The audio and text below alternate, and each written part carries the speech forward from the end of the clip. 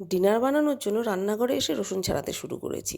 ছেলে পাশে এসে দাঁড়িয়ে ডাকছে, মা, ও মা, কী রান্না করবে? আমি বললাম, আরে দাঁড়া বাপু, দেখ কী করছি। তারপর যথারীতি আমি প্যান বসিয়ে দিয়ে তার মধ্যে তেল দিয়ে রসুন ভাজতে শুরু করেছি। আর আমার ছেলে মনে মনে ভাবছে, আরে মা এগুলো কী করছে? যা হোক, রসুনের মাথা ঠান্ডা করে আমি মিক্সিতে দিয়ে দিলাম, দিয়ে তার মধ্যে খানিকটা বাটার দিয়ে দিলাম, দিয়ে এটাকে বনবন করে ঘুরিয়ে নিলাম। ঘোরানোর পর যে পেস্টটা বেরোলো সেটাকে একটা প্লেটে ঢেলে নিলাম। এবার আমার প্যাকটাকে তো রেডি করতে হবে, তাই তার মধ্যে দিয়ে দিলাম অরিগ্যানো, চিলি ফ্লেক্স আর ধনেপাতা দিয়ে এবার প্যাকটাকে আমি রেডি করছি। তা দেখে তো আমার ছেলে এত বড় হাঁ করলো যেন একটা পুরো আস্ত রসগোল্লা ওর মুখের ভেতরে ঢুকে যাবে।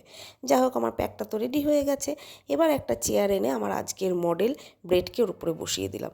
বসিয়ে দিয়ে ব্রেডের মুখে যেই আমি প্যাকটা লাগাতে যাচ্ছি, অমনি আমার ছেলে খপাত করে হাতটা ধরে বলল, মা এগুলো করো না মা, ওর কষ্ট হবে। আমি বললাম, আরে কিচ্ছু হবে না, দাঁড়া। এই বলে আমি পুরো প্যাকটা আমার মডেল ব্রেডের মুখে লাগিয়ে দিলাম। এবার প্যাক লাগানো শেষে এবার তো মাস্ক পরাতে হবে, তাই মাস্ক পরানোর জন্য আমি মোজোরেলা চিজ উপর দিয়ে দিয়ে দিলাম। আমার মোজোরেলা চিজ দিয়ে দিলাম, মাস্ক পরানোও হয়ে গেল। এবার একটা চেয়ার এনে আমি তার মধ্যে খানিকটা বাটার দিয়ে ভালো করে পরিষ্কার করে নিলাম। নিয়ে আমার মডেল ব্রেডকে তার উপরে বসিয়ে দিলাম। বসিয়ে দেওয়ার পরে যাতে মডেলের মুখের কোনো নোংরা না পড়ে তার জন্য একটা টিস্যু পেপার তার উপর দিয়ে দিয়ে দিলাম। কিছুক্ষণ পর যখন টিস্যু পেপারটা তুললাম, দেখি আমার মডেল আমার দিকে তাকিয়ে হাসছে, আমিও হাসছি। যাই হোক, মডেলকে তো নামিয়ে নিলাম। এবার মডেলকে তো বাড়ি পাঠাতে হবে, তাই একটা গাড়ি ডেকে তার মধ্যে আমি এক বাটি স্যুপ দিয়ে দিলাম।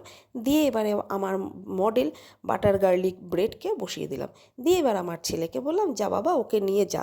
আমার ছেলে তো বেজায় খুশি এত সুন্দর মডেল পেয়ে।